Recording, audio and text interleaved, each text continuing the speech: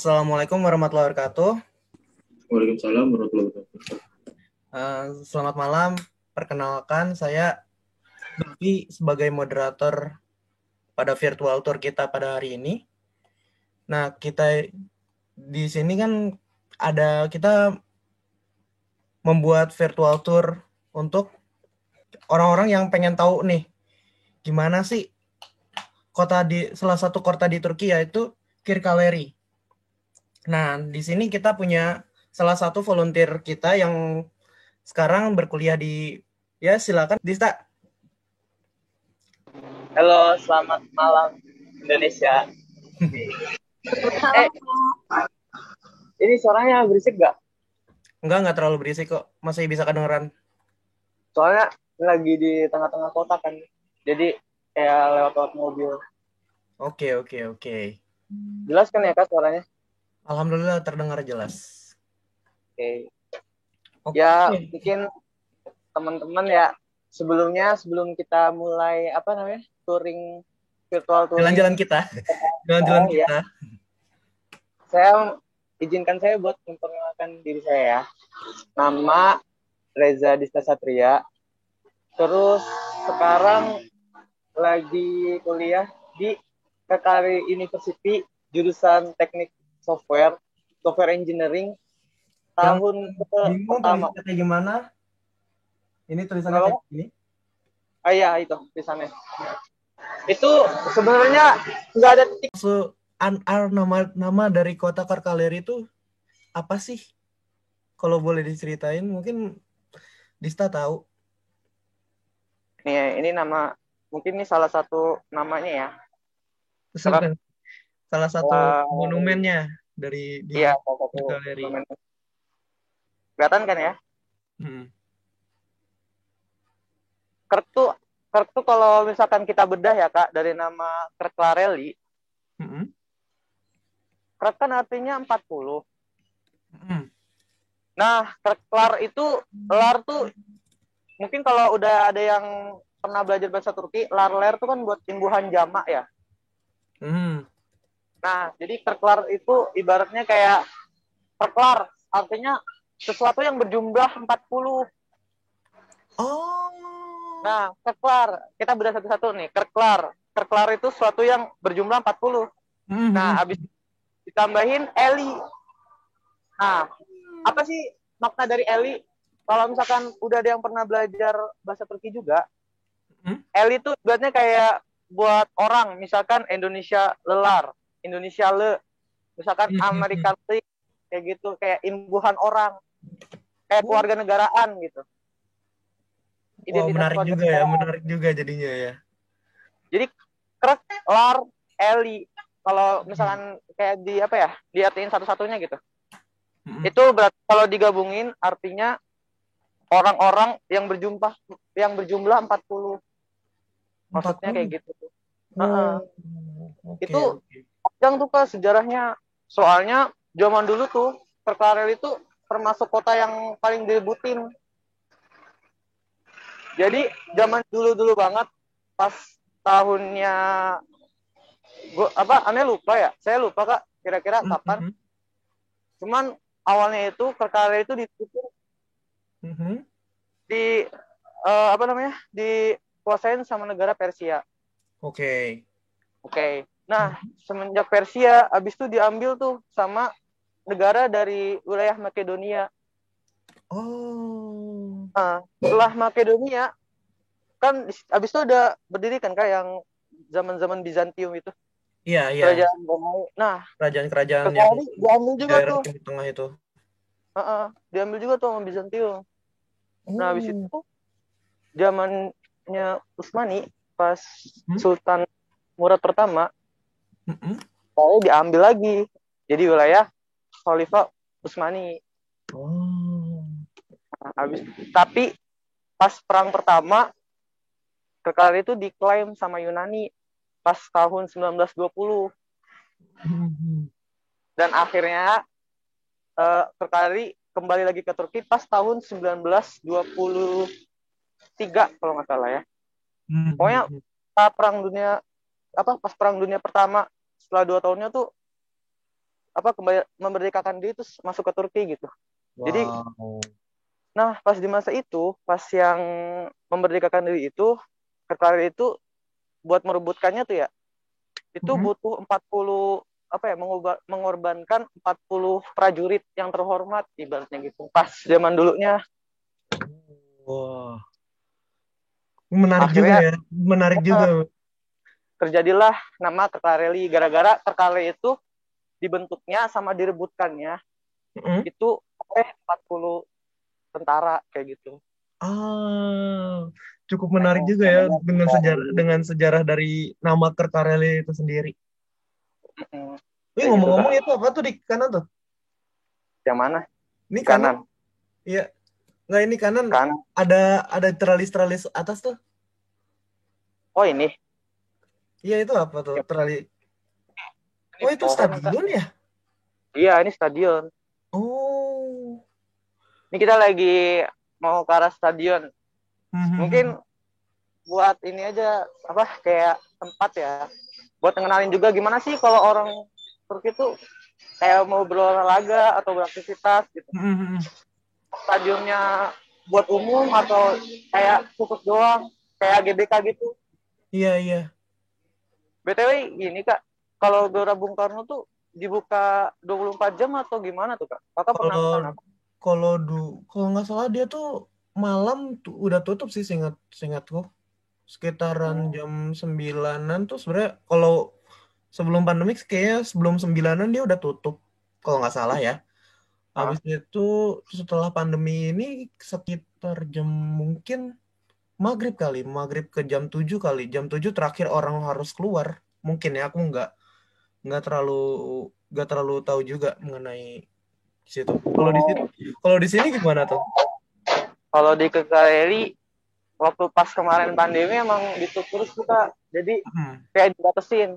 Malah pernah kan kayak pas biasanya pokoknya pas Idul Fitri, seminggu sebelum Idul Fitri sama setelah Idul Fitri itu biasanya benar-benar lockdown total. Iya. Yang akhirnya kayak semua tempat kayak kolam renang, terus stadion, terus kayak tempat-tempat toko-toko elektronik juga kayak nggak dibuka tuh Kak.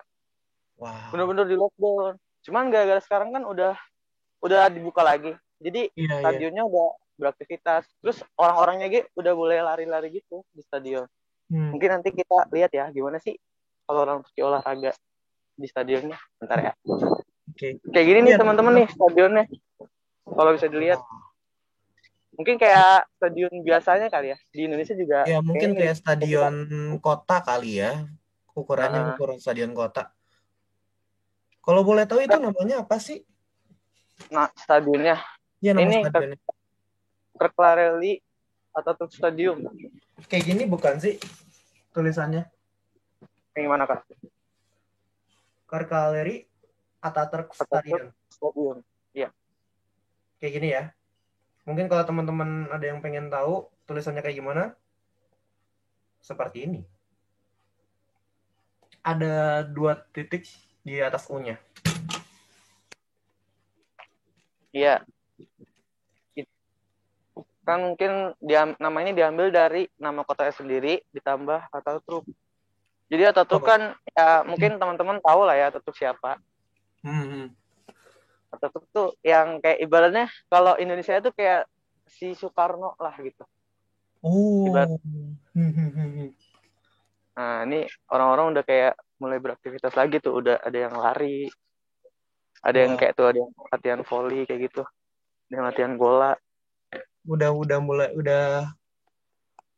Karena udah lockdownnya sudah diangkat di apa ya dibebasin lagi, dibebaskan kembali. Sehingga orang bisa beraktivitas seperti biasa. Boleh lihat gak sih kayak gimana sih? Apakah ini kualitas stadionnya mirip-mirip pemain di Indonesia apa enggak? Kalau dibandingin GBK kayaknya enggak jauh. GBK jauh sekali dong kalau itu. Ini mungkin level-levelnya level-level ini ya, apa ya? Stadion kota kayaknya ya. Lebih ya, mungkin stadion kota. Cuman agak terawat gitu kalau menurutku. Itu kalau di Kerkaleri di stadion itu ada apa aja sih selain jalur trek sama bola sama lapangan bolanya sama tribun penonton ya? Ada di situ kayak ada tempat fitnessan gitu, cuman yang nggak fitness beneran sih, kayak tempat buat ya kayak sepedaan aerobik itu ada, terus sama buat tempat pull up gitu ada, ya buat olahraga kecil lah gitu.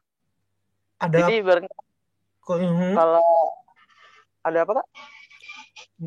Kalau apa tuh, coba dilanjutin dulu. Iya, ada kayak tempat pull upan. Jadi kalau emang masyarakat yang mau olahraga kecil-kecilan dengan biaya gratis bisa lah gitu ke stadion aja datang tanpa ngeluarin biaya buat fitness segala macam kayak gitu Kak. Ada lapangan lain gak sih selain lapangan bolanya? Kalau lapangan bola ada, cuman jadi lapangan bola kayak lapangan bola biasa, bukan buat stadion. Kalau ini kan emang bener-bener stadion emang buat pertandingan ya? pertandingan bola gitu. Dan emang di kota ini masuk ke Liga 3, Liga Lapis 3 kalau nggak salah ya. Liga Lapis 3, jadi ya stadionnya nggak terlalu gede-gede banget lah. Nggak terlalu bergengsi. Olahraga lain gitu selain olahraga sepak bola ada gak sih di situ untuk lapangan venue-nya sendiri itu? Ada Kak, kayak misal kayak buat karate, terus taekwondo gitu ada, cuman sayangnya gara-gara lagi ada lockdown kan. Jadi orang-orangnya tuh kayak pada nggak ngebuka juga, guru-gurunya juga pada kayak ntar aja gitu ngebukanya gara-gara lockdown. Kan saya punya temen yang ikutan taekwondo, yang ikutan apa, ya cuman kayak gitu.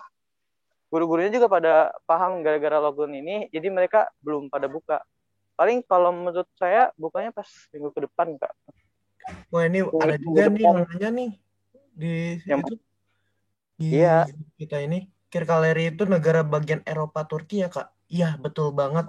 Iya benar. Itu masuk di bagian Eropanya dari Turki. Dan ada juga tadi sebelumnya yang nanya jaraknya berapa kilometer sih dari Ankara?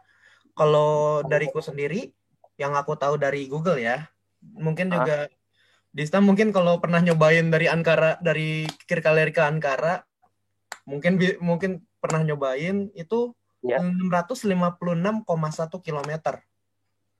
Itu jalurnya yang cukup panjang.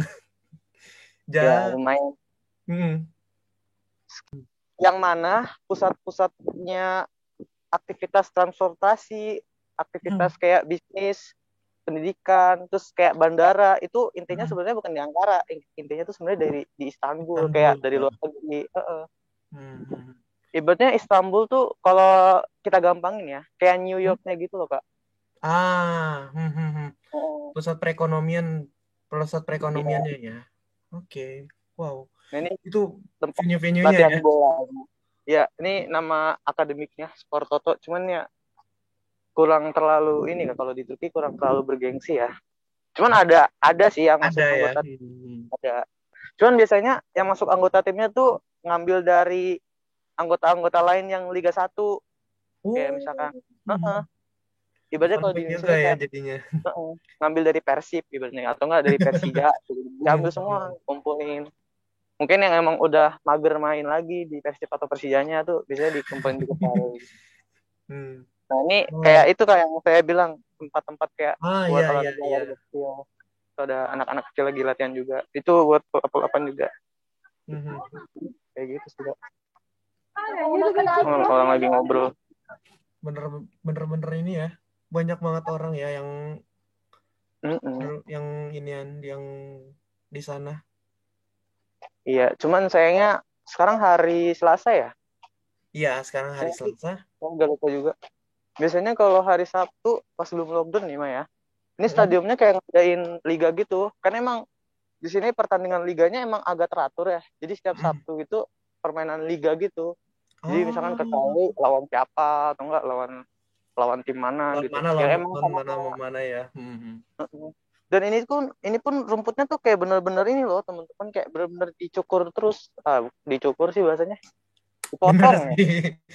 Dirapikan, Dirapihin. dirapihkan. Ya, jadi emang setiap sore gitu, biasanya kalau jam 6 siang, jam 6 sore. Kalau di sini jam 6 masih sore ya, gara-gara musim panas. Jam 6 sore sampai atau enggak jam 8 sore itu biasanya dirapihin lagi tuh. Ntar ada kayak mobil kecil gitu, kayak traktor-traktoran gitu, nyukur gitu. Untuk mobil pemotong rumputnya ya. Iya, kayak gitu sih paling. Wow. Keren sih. Ya. Bener-bener. Ya memang sih emang sih stadionnya stadion, kalau bisa kita lihat ya seperti stadion kota. Ya kalau di Indonesia juga terlihat seperti stadion kota, cuman untuk venue dan kawan-kawannya, dan emang di beberapa juga dibuka itu bagus banget sih. Di sini konsumen. Arkadaşlar konuşuyor. Maaf ya teman, tadi ketemu teman. Biraz da konuşalım. Tamam abi. Hadi görüşürüz. Kolay gelsin. Maaf ya teman-teman, tadi aku ketemu teman aku yang dari asrama. Lagi lari dia. Jadi emang di sini orang-orang normal, orang normal lagi. Orang umum tuh boleh bebas. Boleh bebas lari. Kayak orang-orang asing kayak misalkan saya nih. Kan saya statusnya kayak pelajar asing gitu kan. Iya. Itu boleh lah di sini, emang kayak kalau di Indonesia kan kayak tertutup gak sih, nggak boleh Ya, ada yang masuk kayak gitu. mungkin beberapa seperti itu sih. Nah, cuman kalau di sini emang agak ya umum lah gitu. Dan alhamdulillahnya warga-warganya teh emang merawat gitu. Jadi walaupun terbuka tapi nggak dicoret-coretin gitu. Walaupun malam-malam buka itu nggak dicoret-coretin, alhamdulillah. Kayak rapih gitu. Kan soalnya di sini bukanya juga sampai malam Kak, apalagi kalau musim panas itu larinya mereka jam 12, jam 1. Wow. Menghindari terik ya. Menghindari terik. Terus kayak emang kegiatan mereka tuh lumayan padat sih. Di siang harinya ya. Soalnya kan beda loh sama Indonesia. Indonesia tuh jam 7 ya kalau masuk sekolah gitu. Iya, jam 6:30 masuk sih kalau sebelum pandemik ya. Setelah pandemik ya cuman buka online aja jam 6:30-an itu. Nah, kalau di sini di Turki ini setauku ya, pas aku nanya-nanya ke teman-temanku yang masih SMA yang tinggal di asrama juga, sekolah tuh mereka baru masuk jam 8:30, jam 8. Jam 8 tuh mereka kayak udah ngedumel gitu. Ini kok gurunya nggak jelas banget sih. Masuk jam 8 ngapain ya? Itu berarti kita tuh rajinan menurut saya. Mungkin ya. Soalnya orang Turki baru masuk jam 8. Jam 9 lah. Jam 8 tuh sebelum lockdown itu tapi ya. Kalau setelah lockdown sekarang paling ini setelah lockdown, jadi saya juga masih bingung nih. Cuman kata teman saya katanya gini, setelah lockdown kalau yang mau masuk sekolah ya masuk, kalau enggak ya enggak. Kalau yang enggak lewat online gitu. Jadi ada dua kebijakan gitu setelah lockdown. Wow. Cuman kalau buat yang SMA, SMP, SD itu pelajarannya, dia kalau pelajaran itu masuk online ya. Cuman kalau ujian mereka harus datang ke tempatnya, sekolah wajib gitu.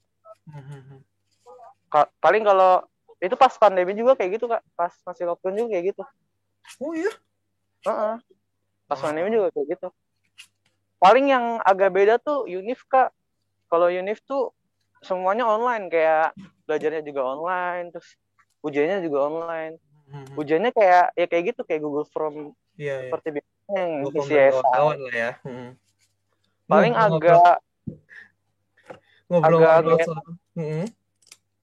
nggak enaknya tuh kayak waktunya bener-bener parah banget sih, parah. Kayak soalnya misalkan soal 30 soal nih, waktunya juga 30 menit. Itu padahal soal kayak MTK, soal fisika kan itu gimana hitung gitu kan. Paling kayak gitu sih Kak. Mungkin tadi Kakak mau bertanya apa? Ya kan kayak Dista kan udah mulai bercerita juga kan soal gimana sih perkuliahan di sana juga. Kakak dan mungkin teman-teman pengen tahu sih gimana sih keseharian di Kalista ini selama di sana. Udah 2 tahun, 1 tahun itu belajar bahasa Turkinya, dan 1 tahun ini merasakan yang namanya perkuliahan, bener-bener berasa kuliah di sana. Oke. Jadi paling yang kuliah kalau misalkan kayak di bentar ya. Ne yapıyorsun? Bentar ya kak. Bir şey dolaşıyorum ben ya işte. Sen ne yapıyorsun? Dolaşıyor mu? Aynen. Ben de. Sen ama bisiklet değil mi? Bir şey falan arkadaşımla konuşuyorum ya. Yok be ben bir şey falan gideceğim ya. Aynen. Anladım. Tamam. Hadi görüşürüz. Hadi görüşürüz. Kolay gelsin sana da. Aduh, maaf ya kak. Ini tadi saya ketemu teman. Jadi kalau gini nih, maaf nih agak kepotong. Adatnya kalau misalkan udah temenan, biasanya sama temen kayak orang Turki, kayak Indonesia aja harus nyapa, terus kayak ngobrol basa-basi, mau ngapain, kemana, apa kabar kayak gitu. Kalau enggak, misalkan kita nggak nyapa sama sekali, nanti disangka sombong gitu kak. Makanya tadi saya 2 kali kayak di Indonesia ya. Saya 2 kali tadi ngobrol bahasa Turki kan, itu gara-gara saya ketemu teman saya. Maaf ya. Ya nggak apa-apa, nggak apa-apa. Malah lebih baik seperti itu. Nanti dikira sombongnya nggak enak jadinya. Iya makanya. Wah, ada yang nanya di ini dari Fatima juga. Di sana mulai gelapnya jam berapa sih? Tergantung ya. Soalnya di sini waktunya nggak stabil kayak di Indo. Kalau di Indonesia kan stabil ya. Ya, pagi stabil. 6 jam. Pagi 6 jam, malam 6 jam. Kalau di sini bisa kalau musim panas itu siangnya agak dikit ya. Enggak, siangnya panjang. Kebaliklah musim panas. Biasanya kalau musim panas itu siangnya ya kayak biasa, mulai jam 6, mulai jam 5 lebih lah gitu. Jam 6 kurang. Nah, terus waktu maghribnya jam 8, jam 9. Malah kemarin tuh pas bulan Ramadan kemarin baru maghrib jam 10 kurang. Wow. Jadi kalau bulan puasa pas musim panas tuh benar-benar pas bulan puasa. Kalau pas bulan puasa di musim panas itu udah kerasa banget sih puasanya. Benar-benar puasa 18 jam berarti. Soalnya subuhnya jam 3, bukanya jam 10. Wah, berasa sekali itu. Ngomong-ngomong, selama kita jalan di kiri kanan tuh banyak banget kayak tenda-tenda. Itu tenda makan. Itu tenda apa ya? Yang mana? Ya itu tuh yang di depan di seberang tuh yang warna biru gitu. Oh, ini tempat ini lagi tutup ya kak. Itu tempat kayak jual-jual jagung gitu, jagung apa ya? Makanan gitu ya kayak. Sud Mesir tuh ini kayak jasuke kalau di Indonya. Itu mirip kok kayak jasuke. Bener-bener jasuke kayak jagung dipotong-potong terus kasih susu. Cuman bedanya kasih keju. Cuman bedanya harganya berapa ya? 5 tele 10.000 sekap kecil itu. Wow. Lumayan sih. Soalnya buat mereka tuh kalau dagang-dagang kalau menurutku kayaknya nggak terlalu sebebas di Kerkla gitu loh kak. Nggak sebebas di Indonesia, maaf salah ngomong.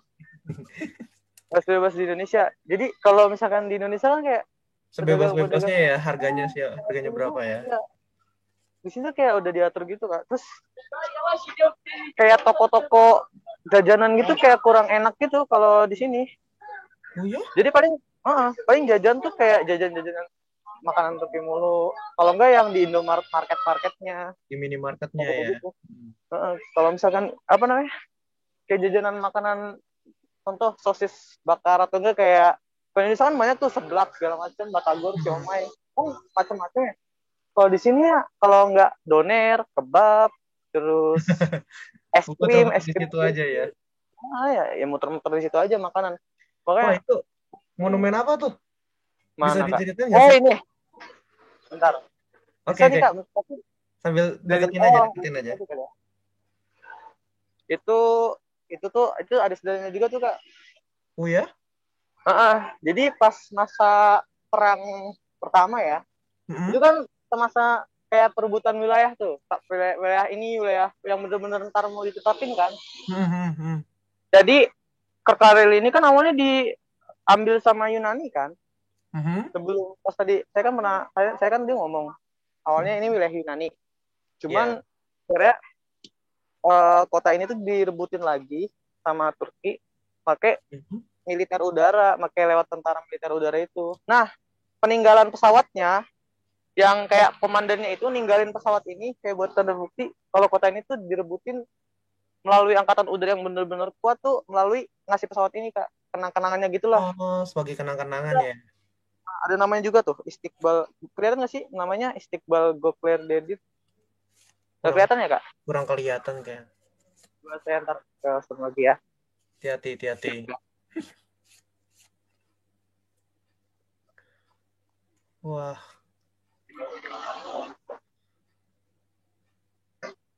Berasa kayak bener-bener berasa ini ya. Kayak kota yang bisa dibilang nggak kecil-kecil banget ya. Kecil tapi nggak kecil juga. Oh, itu ya. Itu nama komandannya itu. Oh, itu nama komandannya yang ngasih itu ya. Jadi ngahadiahin ke ininya. Kebetulan emang komandannya berasal dari Kerkareli Kak. Oh, dia ngasih itu spot ini buat Kerkareli. Ini juga salah satu tamannya. Banyak juga ya di sana taman-tamannya ya. Soalnya emang warga sini kan ini juga Kak, ada slogannya juga Kerkareli itu Mutlu İnsanlar Kenti. Itu bahasa Turki. Jadi kayak slogannya lah. Nah, apa sih arti Mutlu İnsanlar Kenti? Itu tuh artinya kayak orang-orang selalu berbahagia di dalamnya. Oh. Maksudnya apa sih? Kayak moto dari Kerkareli itu kayak soalnya orang-orang di sini tuh selalu bahagia gitu, selalu ya kayak berkumpul sama keluarga, baik, ramah kayak gitu kan. Makanya namanya Mutlu İnsanlar Kenti. Kumpulan orang-orang yang berbahagia artinya gitu. Nih kebetulan ada burung juga. Ini burungnya kalau musim kayak gini sering ngumpul gini. Ntar kalau kita gini terbang gitu. Wah, artistik. Jadi artistik juga ya kotanya juga ya. Iya. Beberapa lokasinya juga bagus, ada juga ternyata ada monumen-monumen bersejarah. Apa kalau udah lumayan ini Kak, masih siang ya di sini padahal jam 5 berapa ya? Jam 15.30. Jam 3 baru ya. Iya, jam 4. Tapi jam 3:30 di situ kayak jam 2-nya gitu. Soalnya emang panas banget.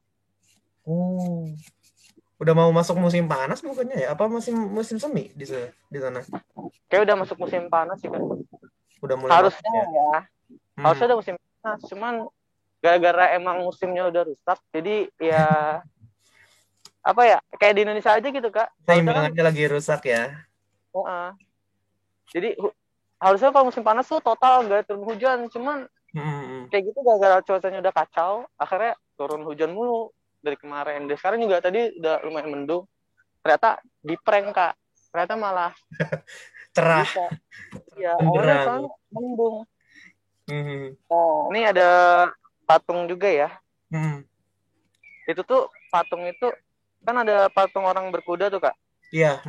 Itu kalau sejarahnya sih saya nggak tahu ya kalau sejarahnya. Cuman kata teman-teman yang asli sini, yang orang Kerkarelinya, dia bilang yang naik kuda itu si Atatürk itu yang ya kayak Soekarno-nya orang Turki itu lagi naik kuda. Iya. Itu soalnya dia kan yang mau memerdekakan Kerkareli kan, dan jadi di Turki. Jadi dia kayak wah nih kota saya nih, saya mau juangin kayak gitu. Dan lokasinya emang bagus banget ya di situ, dan kayaknya bisa jadi itu ya tempat yang mesti wisatawan ataupun teman-teman yang dari luar negeri untuk datang ke Kerkaleri ya. Iya. Wow. Mungkin kayak gini taman kayak gitu, taman Atatürk gitu ya. Iya, taman Atatürk gitu. Wow. Jajanannya tuh. Bentar kita mau lewat tempat-tempat jajanan ya. Oke. Ini lagi agak ramai juga nih. Gara-gara ya gitu udah dibuka. Ngomong-ngomong soal Kerkaleri dan orang-orang di dalamnya, ada gak sih hal-hal yang bikin kamu kaget gitu pas tahun pertama di sana? Oh, pakai sendal yang ibaratnya kalau di Indonesia nya sendal normal aja gitu, sendal selop kayak krok-krokan gitu. Sendal kayak sendal kodok gitu lah, sendal selop gitu kan. Nah, ya udah, ini aja lah ke Merkes gitu, ke tempat pusat mau ngambil duit kan. Pas kayak gitu, baru pakai sendal dipanggil tuh sama bapak-bapak. Kamu sini, oke bahasa Turki kan. Nah, kamu sini. Kamu ditawarin tuh, kamu bisa beli sepatu nggak, digituin gara-gara pakai sendal. Ya, maksudnya gimana kan saya pas itu langsung bingung tuh. Aduh, ya udah saya bilang aja, enggak Pak, saya bukannya nggak bisa nggak punya duit buat pakai sendal. Saya bisa, saya punya sepatu. Nggak bisa buat beli sepatu, bukan buat beli sepatu ya itu ya. Cuma memang malas aja, malas pakai sepatu gue. Saya bilang gitu kan. Tapi kata bapak-bapaknya maksa. Ya udah nih, mau saya anterin di sepatu nggak? Nih, saya ada duit nih, sampai kayak gitu. Atau enggak, saya mau kasih duit ke kamu, mau nggak? Aduh Pak, nggak usah ya, gimana kan ngerepotin lah ya. Terus akhirnya bapak-bapak itu maksa, ya udah nih, saya kasih 200.000, nanti kamu beli sepatu ya. Dikasih. Akhirnya. Bahkan kamu nggak tahu itu siapa ya? Kamu, iya kayak ya dia cuma nanya, dia cuma tahu kamu pelajar, terus kamu orang Indonesia ya, langsung dikasih. Jadi kayak bener-bener baiknya tuh baik banget gitu kalau menurut saya ya. Kayak emang gak peduli orang mana, walaupun orang asing. Cuman kalau emang dia udah denger Muslim sama orang Indonesia, dia biasanya kayak gitu baik banget. Namanya kayak gitu. Disangkanya kalau pakai sendal tuh fakir gitu. Padahal kan emang adat orang Indonesia pakai sendal biasa aja gitu kan. Mungkin kayak gitu sih, shock outernya gitu lah. Itu kayak kalau dari cerita yang tadi itu kayak di kepalaku juga itu mematahkan stigma dari orang-orangnya, dari prasangkaku mengenai orang-orang Turki yang tertutup. Sebenarnya menurut dari sudut pandang kamu sendiri, mereka itu tertutup gak sih? Sebenarnya kalau misalkan tertutup apa enggak, kembali lagi ya Kak, soalnya tergantung orangnya masing-masing kalau menurutku ya. Ada juga orang yang tertutup, cuman nih kayaknya selama saya kenal orang Turki gitu, kebanyakan mereka yang tertutup tuh yang seumuran aja, sebaya gitu. Yang misalkan saya kan umurnya 19 tahun, biasanya sama yang sebaya aja 19 tahun, tapi kalau yang lebih tua biasanya agak ngerangkul gitu. Apalagi yang umurnya kayak bapak-bapak udah punya anak, kayak udah punya cucu gitu, agak ngerangkul gitu. Yang sumuran saya yang masih mahasiswa lah gitu. Ya, yang udah sekitar 20-30-an yang bener, yang udah punya keluarga lah ya istilahnya. Terus dibilang tutup pun enggak kayaknya, soalnya kalau menurut saya ya, semenjak saya kenal juga, mereka ya kadang-kadang nyapa duluan gitu ke orang Indonesia. Hey, assalamualaikum, merhaba, segala macam. Terus kayak sok asik gitu. Nasen gitu.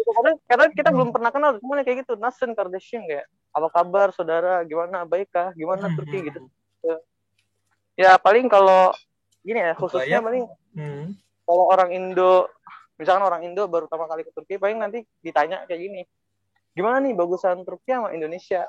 Paling kayaknya paling tanya kayak gitu ya. Cuman saranku jawab aja bagusan Turki Kak.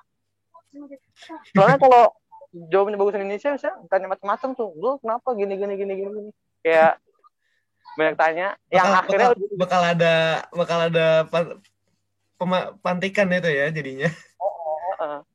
Kan emang orang Turki kayak gitu, agak keras lah gitu. Itu mereka bisa dibilang sensitif gitu untuk orang-orang yang menggunakan bahasa yang selain bahasa Turki gitu pas lagi di umum di pas lagi di umum, semisal kayak di jalan kamu misalnya sama teman kamu yang bareng sama orang Indonesia, itu mereka tuh agak sensitif gak sih dengan kalian ketika berbahasa selain bahasa Turki? Iya Kak, agak sensitif. Soalnya mereka mikirnya kayak, nih ngomong apaan sih? Kan kita lagi di negara Turki. Ya udahlah ngomong bahasa Turki aja lah, kayak gitu. Oh, jadi Apalagi kalau teman-teman, misalkan kayak gitu lah. jadi teman-teman kalau semisal yang pengen banget ke Turki itu harus jaga-jaga, jangan sampai ketika di jalanan umum itu jangan sampai ngobrol dengan menggunakan bahasa di luar bahasa Turki. Takutnya mereka akan Iya, berpikir bahwa nih orang ngapain sih ngobrol pakai bahasa yang gak dimengerti. iya. Hmm. Nah ini ada tempat juga nih Kak, namanya Gizir Bay. Ini kayak apa ya? Kayak toko gitu zaman dulunya Kak. Hmm. Menurutku.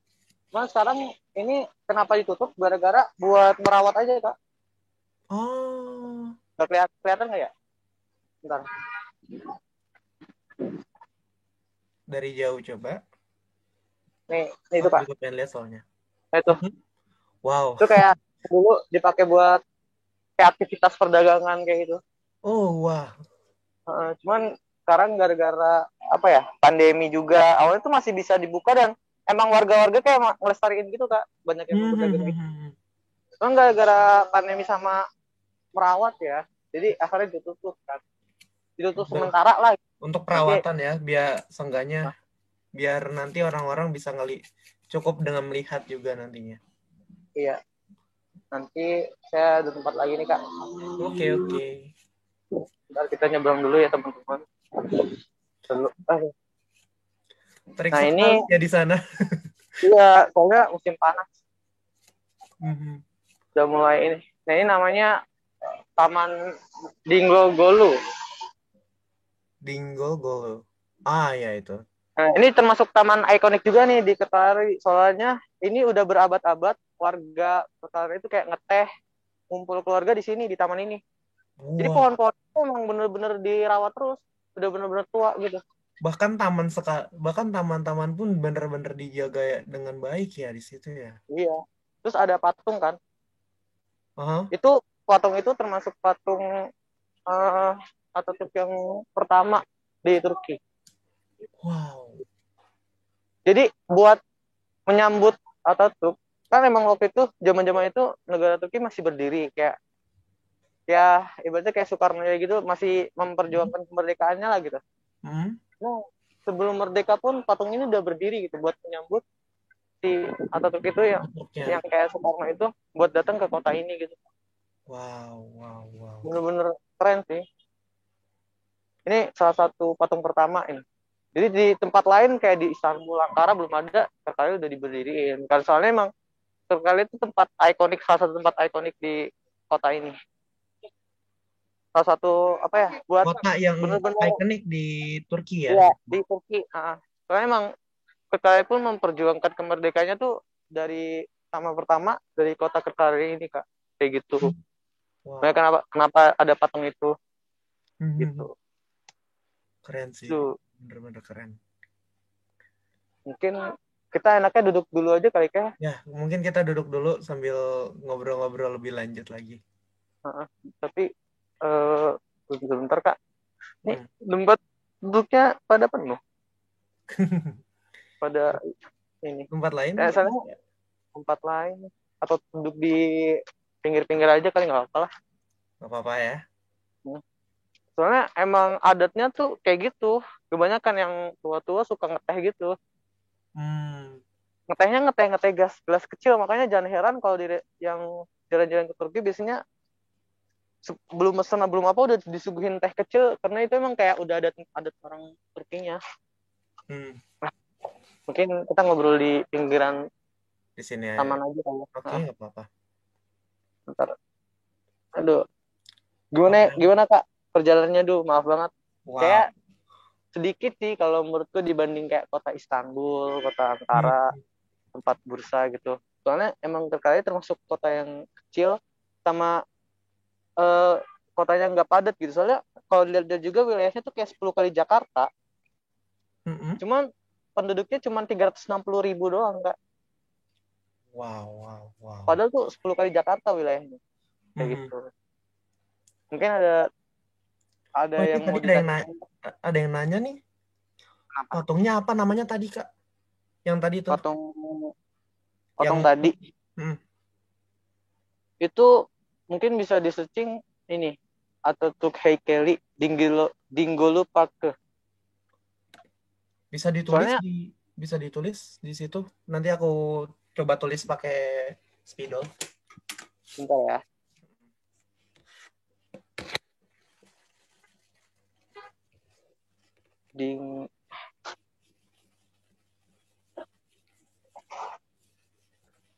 Dinggolu Park.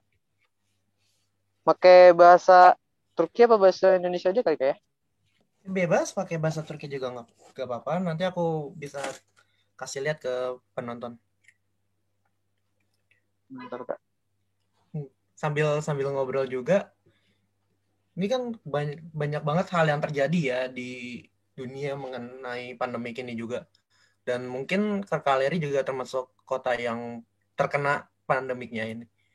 Ada gak sih kondisi di mana yang menurut kamu tuh bener-bener jauh banget berbeda selama pandemik dengan sebelum pandemik? Kamu kan sudah 2 tahun dan itu 1 tahun kamu belum merasakan pandemik dan satu lagi sudah merasakan pandemik. Nah, ceritain dong itu. Mungkin yang berbeda tuh kayak sekolahnya ya. Soalnya kan dulu pas sebelum pandemik saya masih kelas bahasa. Ya belum, itu bagian dari persiapan kuliah sih, cuman ibaratnya belum masuk ke kelas satunya universitas kan. Cuman emang peraturannya tuh lumayan agak ini ya, agak disiplin gitu. Jadi contoh misal maksimal tuh masuk jam 7 gitu misalkan. Nah, kalau bisa jam 6.45, terkadang ada dosen yang suruh nyuruh jam 6.45 kudu datang. Dan emang absennya tuh dibaginya jam 6.45 gitu, bukan pas jam 7-nya. Jadi pas kalau 6.45 nggak datang, ya udah absennya nggak ada. Dan dosennya itu kayak bodo amat gitu sama muridnya. Jadi semisalkan nih, yang pas datang 6.45 cuma ada satu orang, ya udah absennya satu orang aja, yang lainnya berarti alfa. Dan hojanya ya gitu, gurunya tuh kayak dosennya kayak nggak masalahin gitu. Juga ya ketika tahu hal itu ya. Jadi lumayan ketat, walaupun yang masuk satu orang doang, yang absen satu orang doang atau 2 orang doang, jadi kayak ya bodo amat lah. Yang penting udah absen gitu, terus ikutan belajar. Dan gimana nasibnya yang orang-orang telat gitu, ya udah ikut pelajaran tapi ya gitu nggak dapat absen. Oke. Atau enggak, biasanya gini kan, kalau absen biasanya 2 jam gitu ya kayak. Biasanya dia kalau telat gitu, telat 10 menit doang, telat 5 menit doang, dia pelajaran pertamanya udah alfa gitu. Jadi udah dicoret gitu. Wow. Udah dicoret alfa gitu. Gitu. Oh ya, tadi yang nama patung yang putih yang tadi mungkin kelihatan bener kah? Dingi Golu Patkarki Atatürk Heykeli. Atau enggak kalau emang ini bisa juga langsung Kırklareli Atatürk Heykeli langsung tuh keluar biasanya. Soalnya cuma ada 2 doang kalau nggak salah di kota ini sama kota kelahirannya. Yang kayak pertama gitu. Gitu. Soalnya kota ini ya itu yang seperti yang saya bilang tadi, termasuk kota yang awal-awal apa ya, termasuk berperan dalam mengembangkan kemerdekaan Turki inilah. Kayak gitu. Nah, lanjut lah ya. Kita tadi kan agak sedikit OOT out of topic. Tadi berarti kan itu sebelum pandemik ya. Dan pas pandemi gimana tuh? Pas pandemi absen dan kawan-kawannya itu. Iya, paling agak mungkin kalau buat saya sebagai mahasiswa agak enak kali ya. Soalnya kan nggak terlalu ini gitu, nggak terlalu ketat. Abis itu pula jadi absen cuman kita login aja kayak Teams gitu. Tek, udah. Paling ya kalau ini atau enggak biasanya ada dosen-dosen yang kayak nyuruh angkat tangan gitu kan, biasanya kalau di Teams ada kan ya, Microsoft Iya, Teams ada. itu ada yang buat angkat tangan gitu. Nah Mm-mm. paling ya kalau misalnya disuruh angkat tangan ntar tinggal angkat tangan aja lewat aplikasinya, mencet yang angkat tangan kayak gitu. Oh, iya. Kayak gitu. Iya, gitu ya. Wow. Nggak Itu jauh beda kayak ya dengan nggak jauh beda ya dengan yang di sini juga. ya gak jauh beda, paling bedanya kalau buat mahasiswa Indo ya bingung gitu kadang-kadang ini dosen ngomong apa, ngomong was was itu kayak gak tahu asing ya. Yuk, saya aja udah ngerti bahasa Turki gitu kayak sehari-hari kadang-kadang bingung juga nih dosen ngomongnya apa kayak gitu.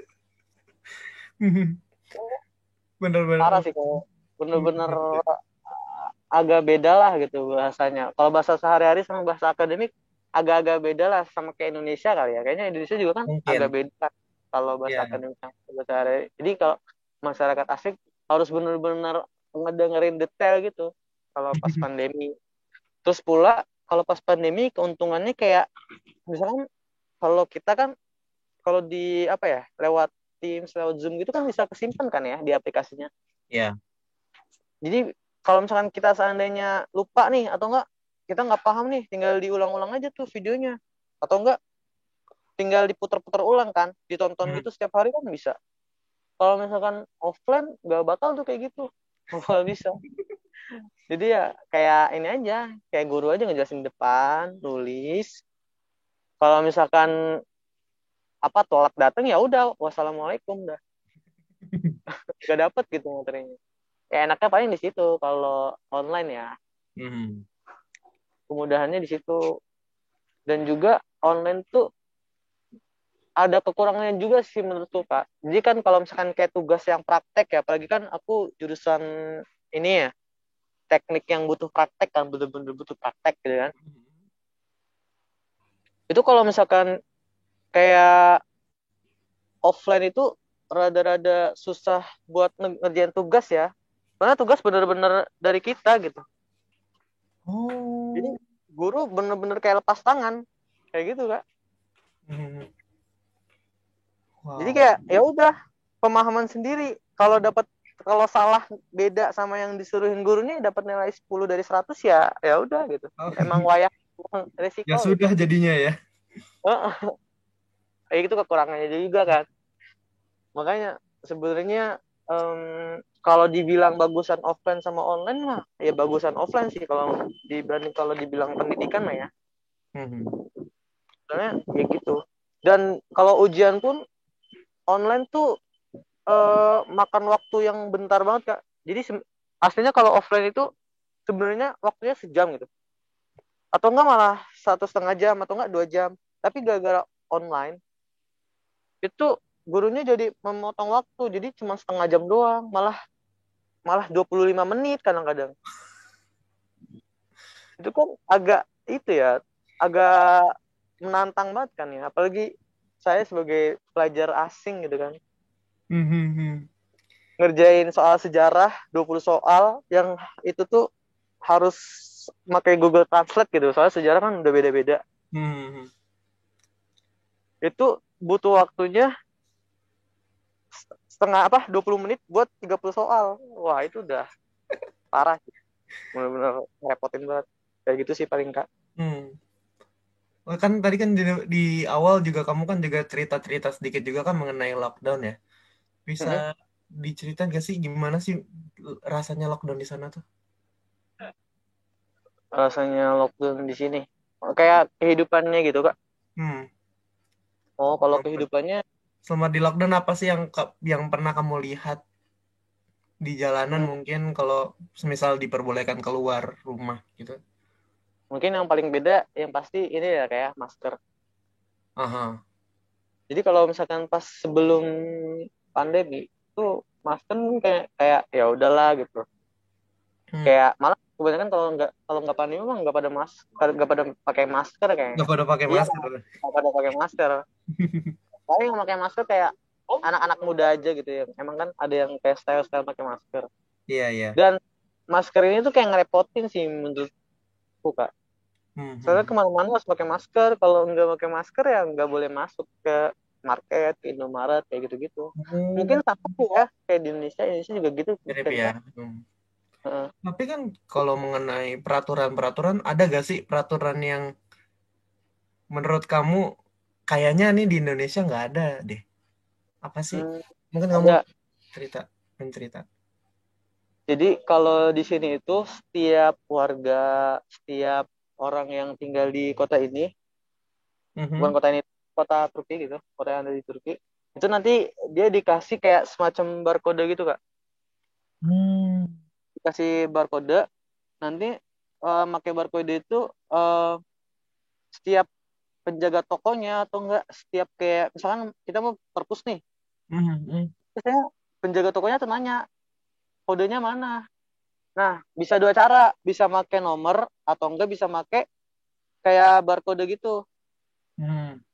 Di Nah, bawah-bawah gitu ya. iya di bawah apa ya? Ya di bawah gitu, di screenshot juga bisa barcode-nya. Soalnya kan barcode-nya di handphone. Atau Hmm. enggak kebanyakan sih kalau orang asli apalagi yang kakek-kakek gitu, kebanyakan Hmm. dia ini ngejadiin barcode-nya wallpaper HP, Kak. Wallpaper kunci HP. Wow. Jadi kalau misalkan ditanyain tinggal nunjukin aja HP-nya. Tinggal kasih lihat ya HP-nya ya. Kayak gitu. Wah. Peraturannya emang kayaknya emang pas masa COVID tuh di mana-mana emang kesusahan kayaknya, Kak ya. Kayak iya sih banyak banyak hal yang terjadi sih dari segi ekonomi juga berasa juga dari mungkin pariwisata pariwisata juga termasuk yang cukup susah sih Masuk. berasa banget Soalnya sakitnya itu. soalnya pas pandemi juga di kota ini Mm-mm. kayak toko-toko gitu paling yang buka kayak marketnya aja, kayak market-market buat toko-toko kelontong yang jual-jual bahan makanan aja. Kayak toko listrik, terus toko-toko tech cafe kayak gitu tutup pas masa pandemi. Benar-benar ditutup, lockdown tuh, benar-benar ditutup sama sek. Jadi Wow. makanya beberapa kafe-kafe gitu ada yang bangkrut gitu, Kak. Oh ya. Ya, kan soalnya benar-benar tutup sampai sebulan, sampai 2 bulan tutup gitu pandemi. Mm-mm. Akhirnya ya bangkrut juga mereka. Paling ada yang masih bisa survive gitu gara-gara dia ngebuka paket yang ini kayak pemesanan lewat online gitu, kayak lewat aplikasi kayak gitu, Kak. Oh. Kan gara-gara apa namanya? Gara-gara beberapa kafe, sebagian kafe ada yang kayak makanannya kan ya kali kayak teh, kopi kayak gitu, apa teh yang anget-anget kayak gitu dianterin, sama emang dia Iya. nggak ngebuka jasa pemesanan di aplikasi, akhirnya ya dia nggak bisa survive gitu, Kak. Dan Hmm. ada kafe-kafe kayak gitu. Hmm. Soalnya yang bertahan ya salah satunya yang kayak jual-jual kayak makanan junk food gitu, Kak. Kayak Itu kalau jual burger, jual yang ayam-ayam siap saji gitu lah, itu biasanya ya. masih survive. Cuman ya sama sih, mereka juga kayak agak susah soalnya kan penghasilan mereka cuma dari aplikasi online aja. Hmm. Gak boleh tuh kayak kemarin aja pas saya pengen beli gitu kan ke kafe. Hmm. Sebenarnya kalau misalkan saya masuk tuh bisa sebenarnya, cuman emang petugasnya itu menghormatin peraturan banget kan, yang akhirnya nggak bisa, harus lewat aplikasi. Kalau langsung gitu walaupun sebenarnya di dalamnya buka bisa langsung pesen gitu, cuman nggak mau, mereka nggak mau nerima. Nggak benar-benar menghormati peraturan yang ada ya. Wow, wow. Sama kalau misalkan seandainya kan pernah juga soalnya kayak toko elektronik tutup ya, walaupun Mhm. di misalkan kayak semacam toko itu dia ada jualan HP atau enggak kayak jualan eh, aksesoris HP, walaupun ada aksesoris HP-nya, cuman kalau Mhm. kata pemerintahnya ah, penjualan aksesoris HP nggak boleh, cuman ada penjualan makanan, minuman, sama bahan-bahan kebutuhan, ya udah toko itu pun nggak bisa ngejual aksesoris HP-nya itu, Wow, bener-bener nggak bisa keakses gitu, nggak bisa ngejual, walaupun kita butuh pun nggak bisa. Saya pun waktu itu wow, wow. pas masa pandemi itu pengen beli casan HP kan. Nah, Mhm. saya tuh tahu, kayaknya di toko ini buka nih, karena emang jual juga kan, dia tuh emang intinya bahan makanan, cuman ada casing HP juga kan. Saya kira bisa buat beli casan HP, ternyata nggak bisa, emang bener-bener ditutup gitu, kayak gitu. Wah, susah juga ya. Heeh. Emang susah sih kak. Terus kayak tempat berenang juga kan ditutup. Oh iya Terus iya. tempat bola juga, kan saya juga setiap minggu udah Mhm. setiap minggu gitu kan, emang saya termasuk kayak ini, ikut apa ya, ikut tim bola yang internasional. Jadi di bola itu ada yang dari Turkmenistan, ada yang dari Mesir, Arab gitu, dikumpulin jadi satu. Mhm. Dan memang saya ikutan juga kan, Oke. tim bolanya gitu. Jadi gara-gara pandemi itu saya nggak latihan samstek gitu kak seminggu itu. Padahal biasanya seminggu itu latihan gitu. Mhm. Ngumpul yang Arab, orang Indonesia, pokoknya yang orang asing lah gitu. Orang Iya asing iya. di kali ngumpul yang anggota bolanya latihan. Cuman gara-gara pandemi itu ya kita nggak bisa latihan. Kita paling latihan sendiri-sendiri Pak. Kayak saya ada teman saya sendiri, kayak teman dari tim itu yang dari Turkmenistan, ya saya ikut tim itu, apa latihan aja berdua gitu, nggak bisa setim kayak gitu, nggak bisa. Paling kesusahannya kayak gitu. Sama berenang juga, saya ikutan berenang juga, cuman gara-gara pandemi ya gitu kak, kolam renang juga ditutup, semuanya ditutup gitu, kayak tempat Juga ya. futsal. Dia agak sulit juga, benar-benar sulit kayak Wah, gitu. bener-bener bener-bener berasa juga ya uh, di sana juga. Bener keren sih. Makasih banget sih, banyak itu loh, banyak banget, banyak banget lokasi-lokasi. Makasih juga untuk hari ini juga. Gue, aku pun juga merasa terhormat juga bisa jadi ngedampingin Dista untuk jalan-jalan ini bareng sama teman-teman yang lain juga yang ada di Zoom ini juga. ya kak. Banyak juga apa tempat-tempat yang jadi tempat bersejarah juga. Ada juga mungkin yang nggak bisa kita datang dan masuki ya karena satu dan lain hal ya. Mm-mm. Tapi itu nggak mengurangi hormat kita akhir Kaleri. Iya. Terima kasih juga untuk Dista udah ngebolehin kita untuk jalan-jalan di sana. Iya kak. Makasih juga kepada teman-teman yang udah sampai akhir acara ini. Dia mungkin ada beberapa yang tadi keluar juga, namun tidak menghormati, tidak mengurangi rasa hormat saya dan juga Dista kepada teman-teman semuanya. Terima kasih. Dari sini ada gak sih satu dua patah kata yang kamu ingin ucapkan gitu untuk teman-teman yang pengen keluar negeri, terutama ke Hmm, Kaleri Turki? paling em, menurutku, sebelum, kan pasti kalau misalkan kita mau keluar negeri, yang pasti ya kita kan Mhm. harus memahami gimana sih budaya mereka, gimana sih Mhm. bahasa mereka. Mhm. Kalau bisa mungkin, mm, kita tuh jangan asal nerima informasi dari artikel-artikel yang asal kita nemu di Google gitu. Misalkan Oh. kita mau nyari budaya orang Eropa, atau enggak budaya orang mana, atau enggak budaya orang Turki gitu. Hmm. Nah, kalau misal, kan emang di Google tuh banyak, dan emang kan di Google tuh eh, orang-orang siapapun kan bisa nulis gitu kan. Maksudnya nggak menutup itu orang yang benar-benar di Turki, atau nggak orang-orang iseng-iseng doang kan bisa nulis gitu. Apa budaya orang Turki kan gitu.